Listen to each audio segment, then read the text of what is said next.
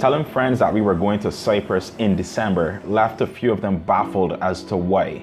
Now, this is because Cyprus is a pretty popular beach destination during the summer. In December, well, it's not as summery. It actually gets pretty cold, and if you go up to the mountains, you can find snow. 2 weeks seemed like a really long time to others, but honestly, looking back on the entire trip that we had, it was the perfect amount of time to rent a car and hop around the country so we could fully experience life from coast to coast. Without me getting into the politics of it too much, let me just say that Cyprus is a divided nation. There is 120 miles of border, which is known as the Green Line. It's a demilitarized zone by the UN, and it separates the island into northern and southern sections. The northern part is under Turkish control, and the southern portion is its own republic, which is known as the Republic of Cyprus. And here there is a huge Greek influence. The capital city, which is Nicosia, is the last divided capital in the world. And guys, this is where we began our adventure. Thanks, bro. Good morning from Cyprus. We're about to head out, find some coffee. Oh, there's one. It's the same cat from last night. Don't chase it away, Amy. This is the kind of cat you steal from the streets. We can't, obviously.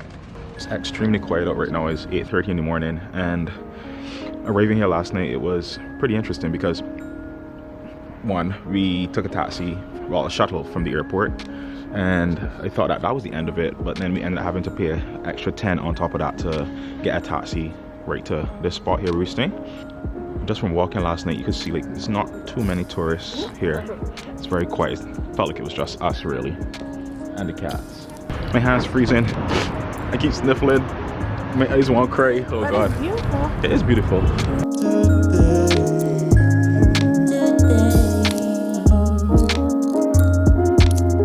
That's the main street over here. We just came off the main street down this side street. We were here last night actually. This takes you into a nice like a sit-down kind of area. Lots of restaurants, food. Last night this is where we ate at this one here. Morning.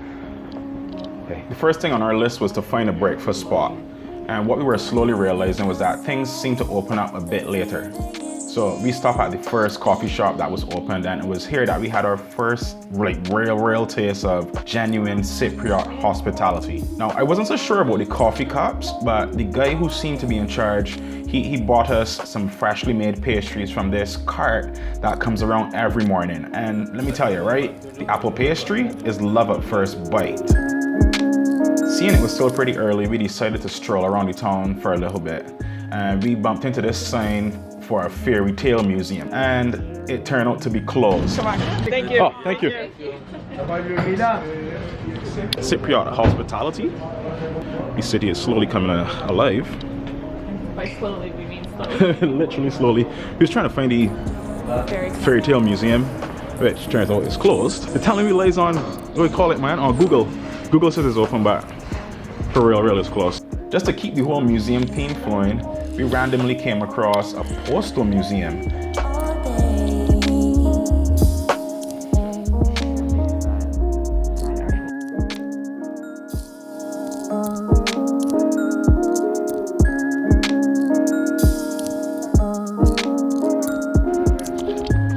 This is the most random thing ever. A trip down memory lane. And I never once stopped to think that, like, think about how much history is basically preserved on stamps, like the Olympic stamps, the penny red stamp, which was the first stamp apparently to be sent from Cyprus to, I think it's Constantinople. Most of the time Google Maps was our friend. So while walking and weaving through the tiny streets, I remember seeing on Google Maps there was a sign for this observatory called Shacolas Tower. It's 11 stories, it's an observatory, and it gives amazing views of Nicosia. I don't know if you guys can remember, but earlier I mentioned that Nicosia is the last divided capital in the world. Well, here's what. Once you're at the top of the tower, you can see over the border and into North Cyprus.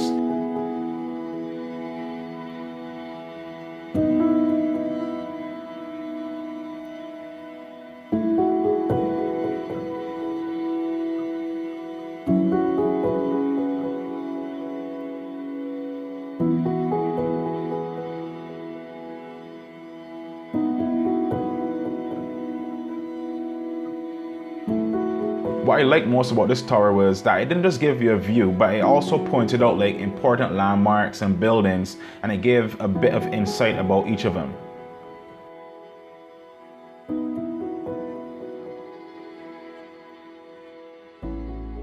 To Shacolas Tower. This building was erected in 1952 and renovated in 1997. That was a nice little pocket of fun. I honestly was expecting that we was going to be like on a rooftop. That's what I was expecting to. Yeah. But it was still a nice view. Yeah. Alright, so we just finished the Shacolas Towers. Waiting for the girls to come from the bathroom, and we are going to try to make it across the border. We head into the Ladris Gate is where we headed, right? Yeah. Should I race y'all on the stairs? I know. Let's see what happens. Move it. Oh shit, pretty dark.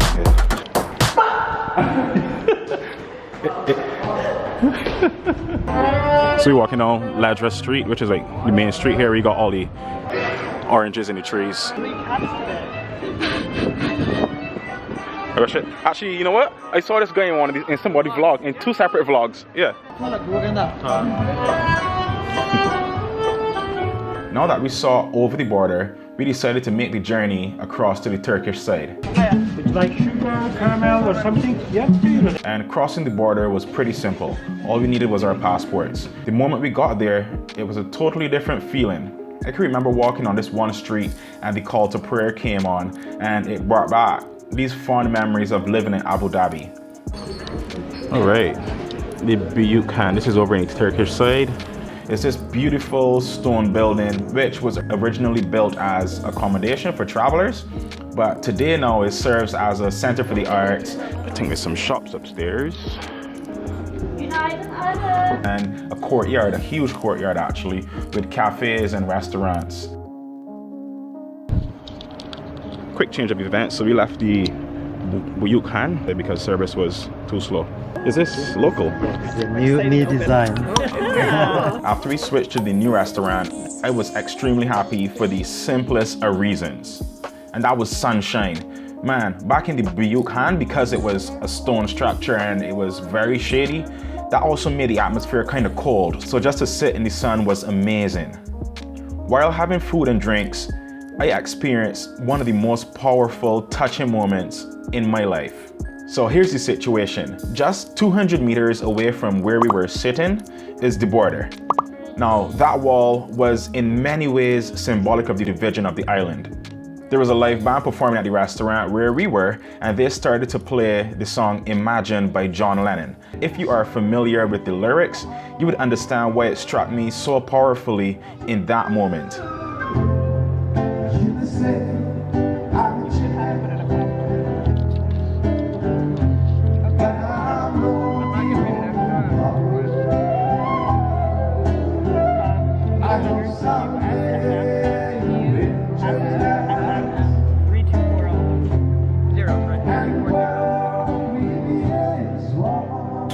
When we got back over on the Greek side, we had to try again just to see if the fairy tale museum was open, because why not?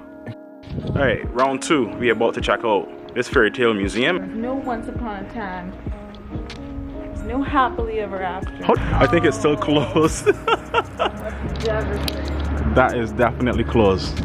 So while leaving, I was filming the building sign, and seconds later, I heard a man in the distance saying, "Excuse me, excuse me." So when I looked, I realized it was a soldier. He was shouting to tell me that I couldn't film there. Oh, sorry. I didn't even realize that the building I was filming was less than 50 meters away from the border.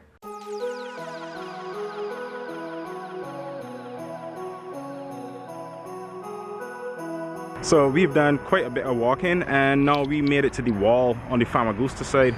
This is the wall directly behind me. The girls are heading to the gate right now, and the light is so nice. On the other side of the wall, you got like people just hanging out, lady walking her dogs, and the weather is perfect. To be honest with you, like right now, this is like, if Singapore could be this temperature, like every day would be the perfect day. One thing that I haven't gotten used to here yet is the light. It looks like it's about sunset, like close to 6 o'clock, but the truth is it's only It's literally 3:34 right now, but the sun sets here like around 5 o'clock. Now, in case you didn't know, the city of Nicosia is surrounded by a wall which has 3 gates, and since we were back on the Greek side, we visited the Famagusta Gate. So what you're looking at right now is the Famagusta Gate, one of the 3 gates here in Nicosia.